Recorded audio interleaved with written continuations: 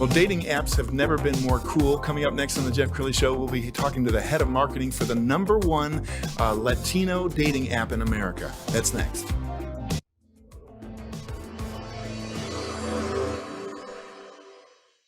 Many are predicting that the worst is yet to come, which is unfortunate, said one person here.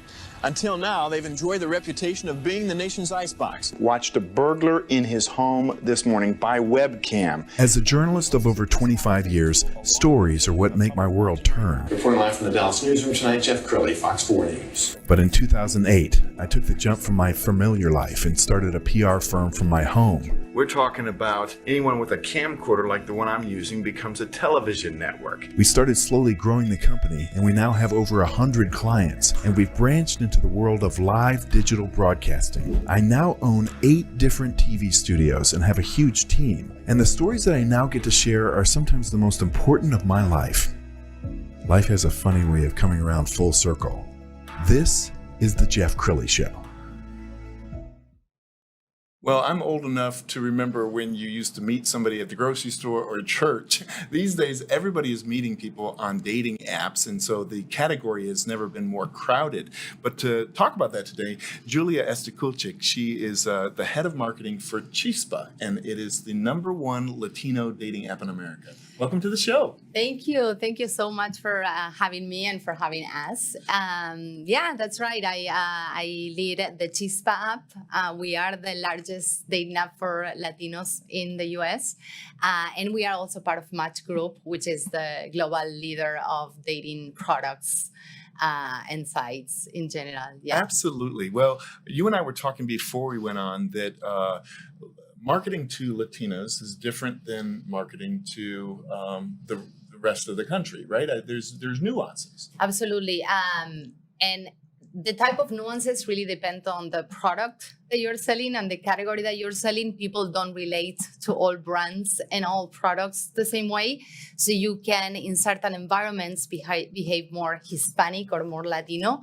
And in other environments, as a US-born Latino, you might behave very much like any American. Yes. And your expectations might be pretty much like any American. So when we think about marketing to US Latinos, the first thing that you need to understand is how this group relates to your product or the offering that you bring to them. So yes, it's absolutely different, and it's very critical to understand the audience. And to your point, if people think of the Latino population in America as one block, they're mistaken. Oh my God, yes, there is. I don't think there's a more diverse group than Latinos in the US. There are people who are US born, people who are foreign born, people who could have been born in Mexico, in Guatemala, in Honduras, in Argentina. So there's 20 plus countries. There are people whose primary language is English because they were born and raised here. And there are people who primary or prefer language is Spanish. And there are those who are perfectly comfortable in both languages.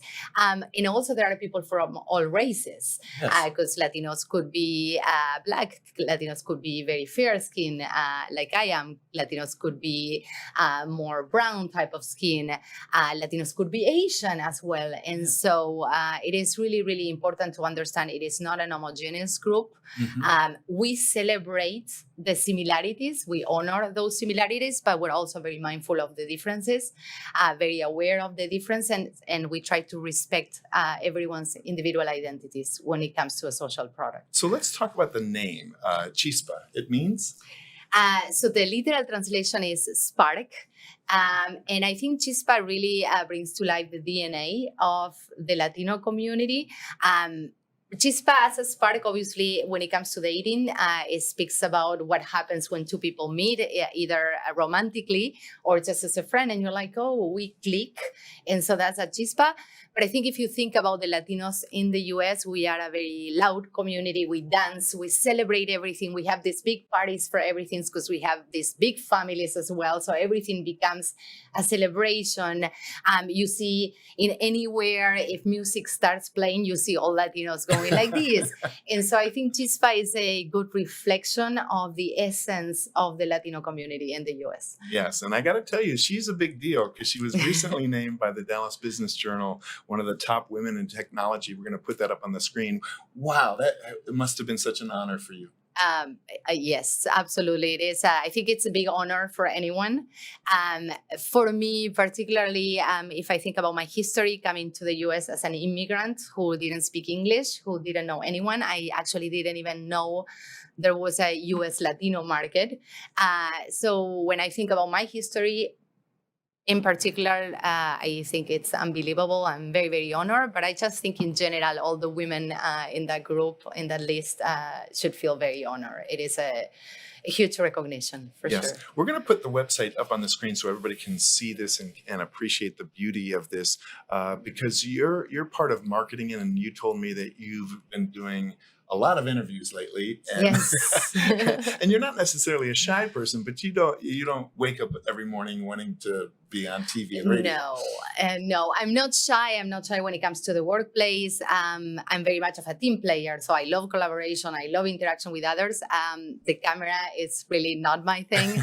I think it came with this gig as we grew Chispa, as we have become a more interesting brand, a more relevant brand for the community. We've engaged in some really interesting partnerships that we feel can add value to the overall dating experience of Latinos.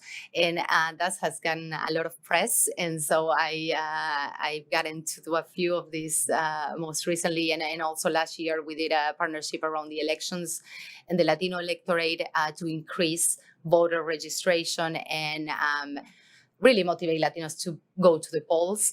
And so all these things have given me the opportunity to interact firsthand a little bit more with the press. Yes. Well, I got to believe it's got to be very rewarding for you to put couples together. I mean, I'm only imagining, because you guys have been around since 2017, that you will meet people who say, oh my goodness, I just met him through Chispa.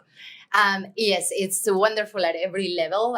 It's professionally rewarding, but I would say it's also personally very rewarding. I think I feel like that when anyone tells me that they met on any of the products that Match has. So if they met on Tinder, if they met on Hinge, if they met on BLK, on Upwork. So any of our apps, I celebrate.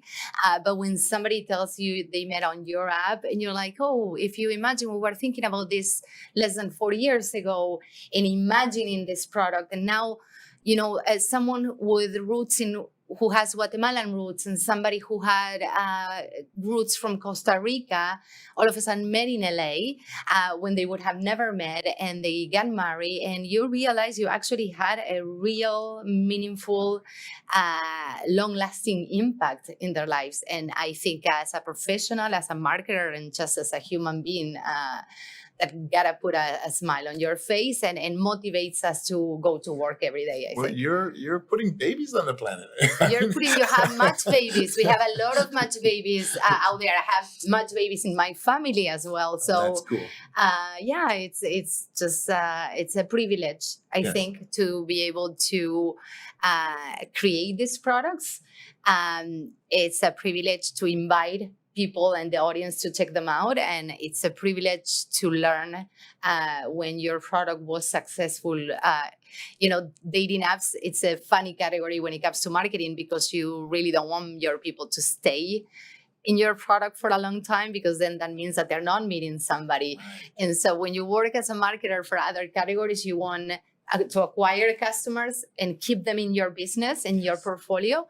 I think in the case of online dating, there are many, many differences. And one of them is that you actually want people to find somebody and stop using the app. And that's just a funny twist into the world. Well, I know you guys are a dominant number one, but you're not resting on your laurels. You're always looking for ways to innovate and make the app more user friendly. Yeah. I don't want you to reveal any trade secrets, but you guys are constantly kind of tinkering and saying, okay, how could we make this better? We are constantly doing research around the community. We are speaking to our users. We're speaking to daters of the community who are not users.